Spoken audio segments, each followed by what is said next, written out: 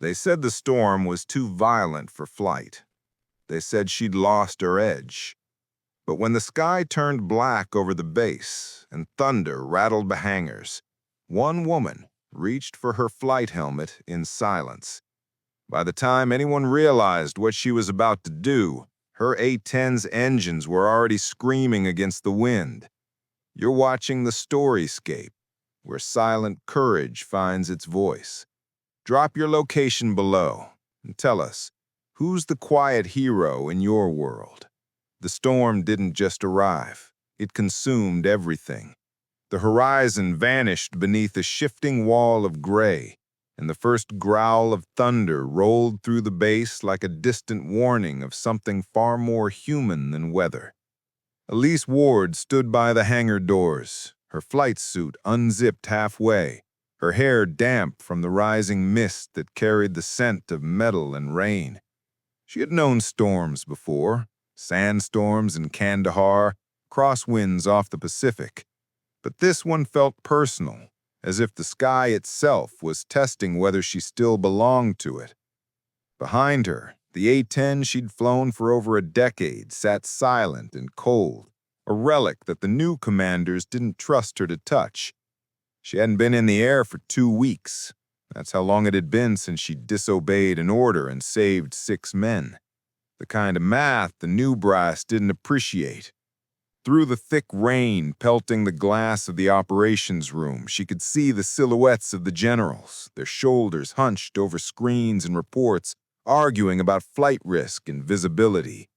They never looked at the sky. They only looked at numbers. Elise couldn't hear them, but she could feel them.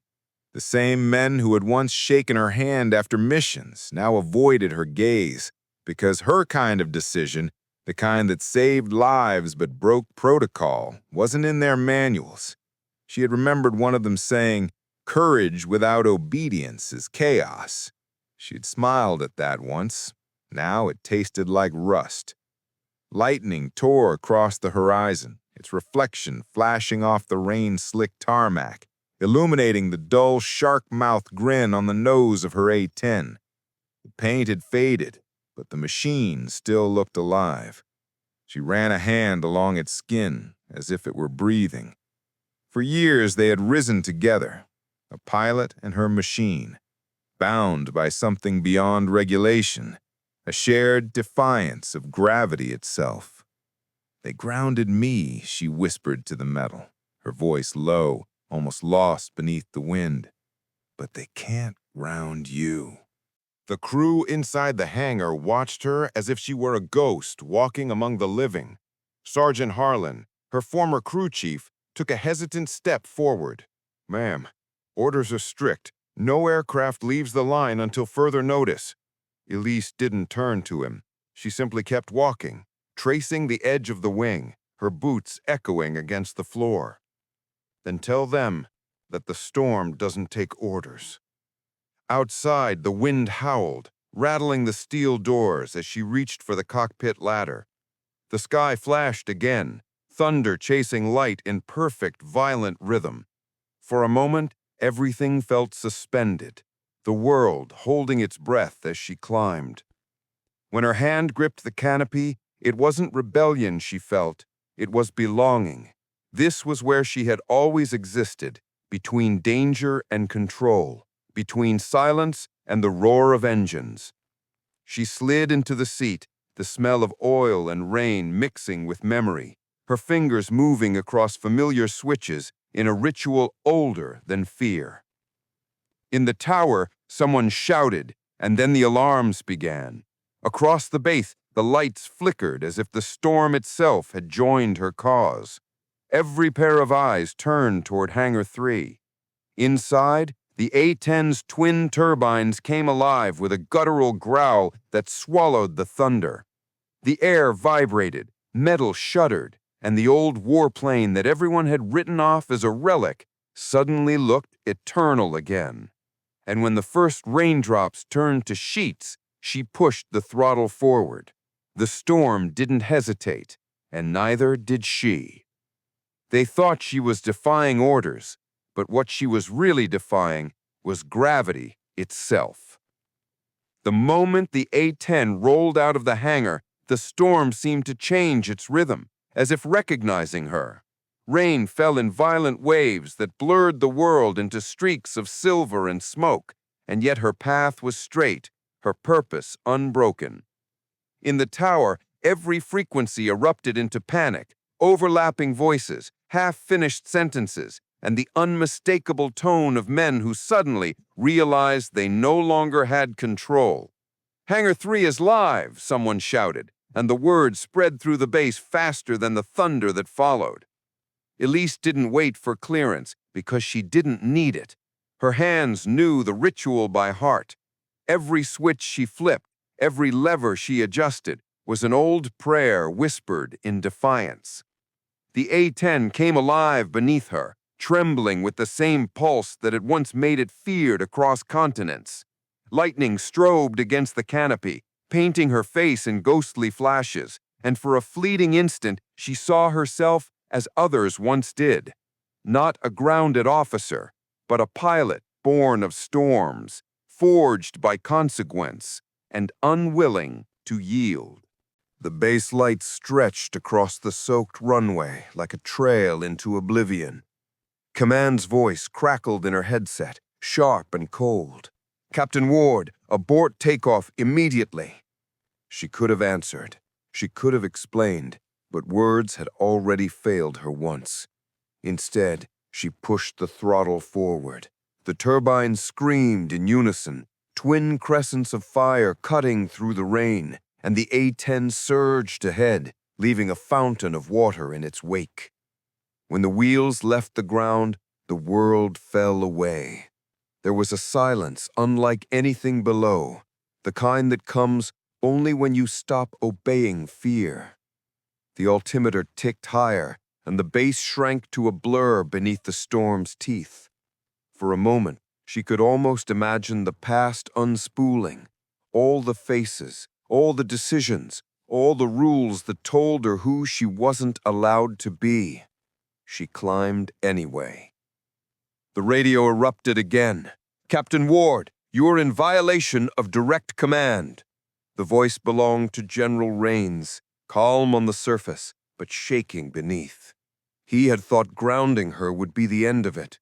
He hadn't considered what would happen if the storm itself chose to follow her instead. Outside, the clouds shifted. A pocket of light opened above the aircraft, illuminating the gray in shades of gold and blue. Elise steadied her breathing, adjusting trim, feeling the old machine respond like it was remembering her touch. She whispered to it without meaning to. "Easy now. Just us again." Down below, the radar signatures jumped. The control tower went silent as the A-10 disappeared into the thickest part of the storm. Altitude unknown, comms fading, call sign flickering in and out like a heartbeat. "Do we have visual?" a young controller asked. No one answered. Every screen showed the same thing, a field of static and the faint, irregular pulse of something still moving upward. And then, just as the static cleared for half a second, a voice broke through the noise, faint, steady, unshaken. "Control, this is Iron Vixen. You're not in charge of the sky anymore." The tower froze. The storm swallowed the signal whole. For nearly 30 seconds, no one spoke. Then the radar screens began to flash, not with her signal, but with others, scattered and rising. And that was when General Rains finally understood she wasn't the only one who'd decided to fly. Inside the tower, the air was so thick with static and disbelief that no one breathed for several seconds after hearing her voice. Iron Vixen. The call sign hit the room like a memory, one that half the men had tried to forget. She had used it during her last combat sortie years ago, a mission that never made it to official records, but had been spoken about in hangars and bars by those who owed their lives to her. Hearing it now, cutting through interference, was like watching a ghost reappear over friendly skies. General Rains leaned over the console, his reflection warped in the radar glass, and for the first time that night, his authority meant nothing. The younger operators looked to him for orders, but his eyes stayed fixed on the static. There were no procedures for this. There was only silence. Out in the storm, Elise felt the weight of the A-10 settle into her bones. The turbulence fought her with unpredictable fury, the aircraft shuddering as lightning cracked beneath its wings. But she handled it the way she always had, through instinct, not hesitation. Her hands moved across the controls with precision that no training manual could capture, the way a pianist might touch familiar keys after years in exile. She had flown enough to know the storm's rhythm, the pauses between chaos, the invisible corridors where air stayed smooth just long enough to climb. Each flash of lightning revealed fragments of the world below, runways glinting like scars, trucks scattering, men running without knowing why. And yet up here, everything felt painfully calm. She switched frequencies, cycling through secure bands until one broke through. Tower, this is Iron Vixen, do you copy?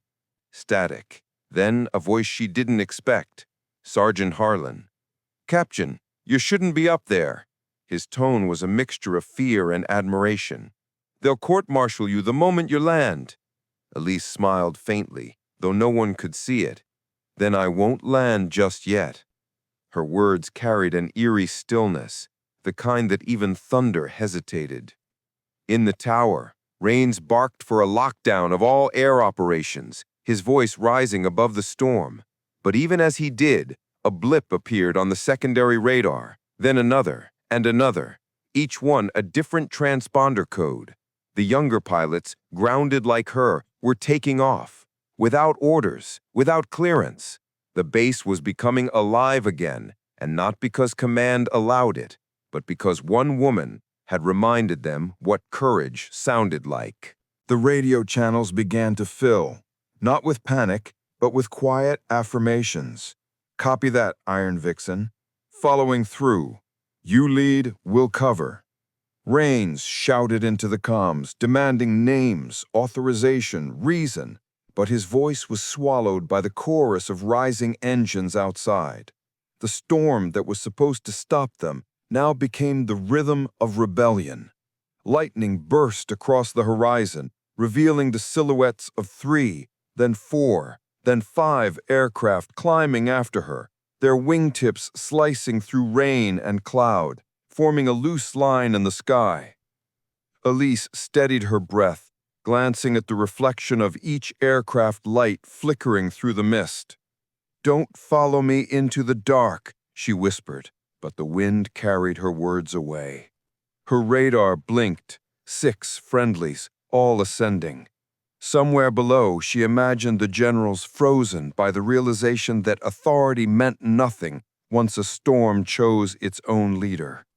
She hadn't meant to start a rebellion, only she wanted to remember what it felt like to fly.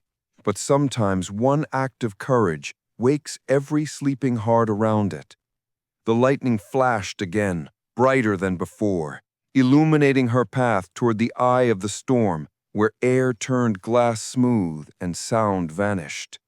It was there she heard a single transmission cut through the chaos, one she hadn't expected, one that froze her hand on the throttle. Iron Vixen, the voice said, older, steady, and familiar. You don't have to do this alone. The sound of that voice didn't belong to anyone on the base. It belonged to someone she had buried years ago. The storm swallowed her signal, but she wasn't sure if it was interference or something else, because the voice that called her name was supposed to be dead. For a long moment, Elise didn't breathe. The storm churned outside like a living thing, thunder rolling beneath her like the heartbeat of the sky. But all she could hear was that voice, calm, familiar, impossible. She blinked hard, staring at the comms panel as if sheer focus might bend reality into something she could understand. Iron Vixen, the voice said again, quieter now, broken by static. It was male, low and steady, the same tone she had once memorized in another lifetime. Major Dean Riker, her former flight lead, the man whose warthog had gone down 3 years ago over the eastern ridge, the man whose name was still carved into the memorial wall at the base. For a second, everything around her lost meaning. The radar blinked, the lightning flared, and all she could think of was the last transmission she'd ever heard from him, a promise that he'd be right behind her. But that day, his call sign had gone dark, swallowed by sand and silence. She had spent months replaying the recordings, trying to make sense of the static that came before the explosion. There had been no signal, no beacon, just loss. Now, in the heart of a storm over the same desert, his voice had returned, impossibly clear, unmistakably real. She steadied her breath, trying to anchor herself in the tactile, the feel of the controls beneath her palms, the faint tremor of the A-10's engines, the smell of hydraulic oil and metal. "Say again," she managed, her voice lower than a whisper. The radio hissed, then cleared. "You still fly like hell, Vixen." The sound was followed by something like a laugh, but it was fragile, as if carried from another place altogether. Elise gripped the yoke tighter. "That's not possible," she said quietly. "You're gone." Below, the tower scrambled, unaware of what she was hearing.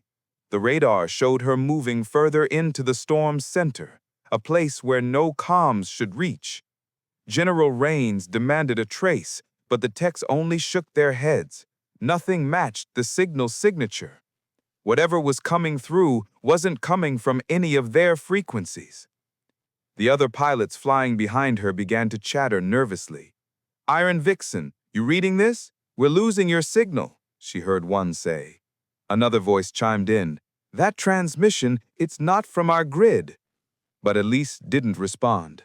She was locked somewhere between disbelief and something deeper, a pull that told her to keep going even if reason said otherwise. Lightning rippled across the clouds in veins of white and violet, revealing the curve of the storm's eye ahead. It was like staring into a world turned upside down, light bending, air moving in spirals, beauty and destruction folding into one. The voice came again, softer, almost close enough to feel. "There's a break in the wall ahead," it said. "Take it. Don't fight the wind. Ride it." Her instinct screamed to resist, to pull back, but her hands moved anyway, guiding the A-10 into the corridor between two rising columns of cloud. The wind slammed her hard, shaking the wings until the entire aircraft moaned in protest. But she didn't yield. For all her doubt, something in that voice, the cadence, the phrasing, was too precise to ignore. It knew the sky the way only a pilot would. It knew her. Behind her, the formation broke apart, the other aircraft scattering through turbulence. Their shouts overlapped on the radio. "Vixen, turn back! She's not responding! We've lost visual!" But Elise barely heard them. The world outside her canopy narrowed into streaks of white and shadow, the storm folding inward like a closing fist. Then suddenly, everything went silent. No thunder, no radio chatter, not even the hum of the engines. Only her breathing, slow, deliberate, suspended between life and something beyond it. She looked down at the altimeter, then at the horizon, but both were gone, erased by a perfect, blinding stillness. They thought she'd vanished into the storm, but the truth was, she'd finally found the one place the rules couldn't reach. Elise touched the comm switch again, her voice barely audible. "Dean, if this is real, tell me where you are." For a second, there was nothing. Then a whisper came through the static, not a command, not a farewell, but something far stranger. "Behind you." She turned her head, and through the sheets of lightning that split the cloud, a second A-10 emerged, flying in perfect formation with hers. No transponder, no radar tag, and no explanation. The sight of that second A-10 flying beside her didn't feel real at first. It cut through the storm with perfect precision, wings steady, turbines flaring through rain like two small suns. Elise blinked, trying to convince herself it was lightning, an illusion, a ghost conjured by exhaustion and pressure. But the formation held. The aircraft matched her altitude, her speed, even her exact heading. The storm roared around them, yet their flight paths stayed locked together as if bound by something more exact than physics. Through the flashes of light, she saw the faint markings on its fuselage, the same tail number as Riker's lost jet, 81312, the one they had never recovered. Her pulse spiked. "Control!" she called into the headset. "Confirm visual on a second aircraft, bearing 085, altitude 51. But no response came. Static hissed, sharp and cold, bleeding through every channel. She tried again. "This is Iron Vixen. I have visual on a second hog. Repeat, second A-10 on my wing." Silence. The storm had cut her off completely. Up here, it was only her and the impossible. The other aircraft dipped slightly, its wingtip almost brushing hers. The maneuver was too precise, too intimate for an echo or weather distortion. A voice broke through the hum of the turbines, not over comms this time, but through memory. Familiarity, the kind that crawls through bone instead of air. "Still flying lazy, Vixen." It was the same teasing tone Dean Riker used when they trained at Nellis, when he'd pull ahead of her in formation just to make her chase him through the mountains. Her breath caught. "If this is real," she whispered, "then I'm not dreaming. And if it isn't, then I've already crossed over." Down below, the radar room was chaos. Dozens of operators shouted over one another as the screen that had shown nothing moments ago now pulsed with two identical signals. "It can't be right," one of them stammered. "That jet was decommissioned. There's no record of its return." General Rains hovered behind them, his jaw clenched so tightly it looked like carved from stone. "Recalibrate. That's an echo. It's an atmospheric reflection." But even he didn't sound like he believed it. The younger technician shook his head, eyes wide. "Sir, echoes don't have transponder IDs, and this one just turned its lights on." Lightning illuminated the clouds again, and on the monitors, both aircraft appeared clear as daylight, flying side by side through the center of the storm. The silence in the control room was absolute. Even the rain against the glass seemed to pause. Up above, Elise steadied her breathing. "Dean," she said finally, forcing the word out like it might break her. "If you're really there, why now? Why me?" The second A-10 slid slightly ahead, its tail light glowing through the mist. The voice replied, faint but certain. "Because you're still fighting the wrong war. You keep battling what they told you to be.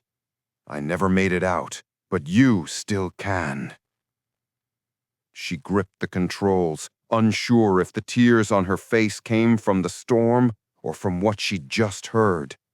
"You died," she whispered, her voice trembling, "and they buried you with a story that made sense to them." The voice came back, softer this time. "Then maybe it's time to write your own." For a long moment, neither aircraft spoke nor moved. The storm surrounded them, an orchestra of noise and silence, of memory and defiance. And then, as if understanding passed between them, the ghostly A-10 tilted its wings and began to climb. Instinct took over. Elise followed. The air thinned, the world below vanished, and soon there was nothing but cloud, thunder, and light, a corridor carved through the chaos. Every pilot is trained to trust their instruments, but some storms demand something greater, faith in what no one else can see. Below, the generals argued over the impossible data on their screens. The radar tracks climbed far beyond the storm's predicted ceiling, beyond anything the base had recorded. And then, one by one, the secondary signals disappeared. The other pilots who had followed Elise began to lose contact, forced down by turbulence or fuel. Only one signal remained. Hers, and one that shouldn't exist. Inside the cockpit, her oxygen mask pressed tight against her face, Elise steadied her hands as she followed the spectral jet higher into the clouds. But at 40,000 feet, something shifted. The second A-10's lights flickered once, twice, then vanished completely, as if erased from existence. Her own instruments went wild, every needle spinning, alarms flashing across her HUD. The last thing she saw before her systems failed was a shape cutting through the clouds ahead, a jet diving straight down through the eye of the storm. And then, for the first time since she'd taken off, Elise hesitated. The storm swallowed the horizon until sky and earth were the same shade of iron. Inside the cockpit, Elise steadied her breath, every muscle tuned to the hum of the A-10. The controls trembled under her palms, warning lights flashing in a steady heartbeat of red and amber. Yet the fear that had followed her for years was gone. All that remained was the memory of the second aircraft, that impossible silhouette diving through the storm like a fragment of a past she could never bury.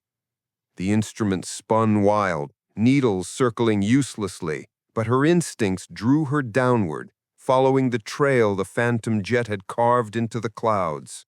Below, the base had gone silent. The generals could do nothing now except watch the radar fade to static. Somewhere inside the control tower, General Rains whispered to no one, "She's not disobeying anymore. She's finishing something we never understood." Lightning split the sky, throwing silver across her canopy, and for an instant she saw him, Dean Riker's A-10 gliding just ahead, its tail light glowing through the rain like a star refusing to die. She felt no need to speak. The air between them carried everything words could not. The storm raged, but it no longer frightened her. It felt almost protective, as if it had chosen to keep them hidden from the world that had grounded them both.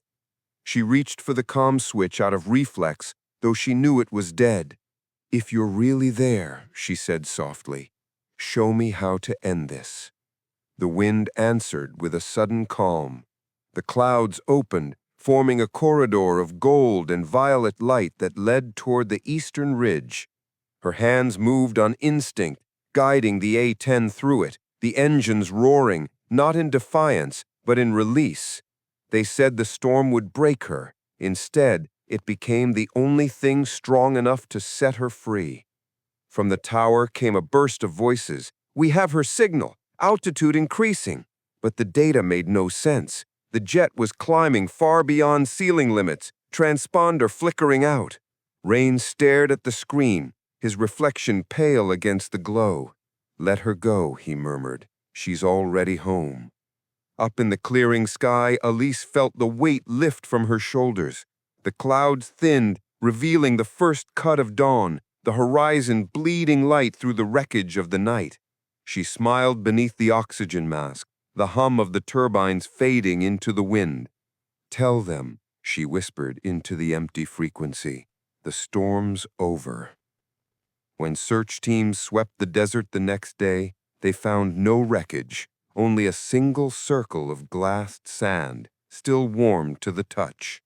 And on nights when thunder returned, the ground crews swore they could hear it again, the low, defiant growl of an A-10 rising through the clouds.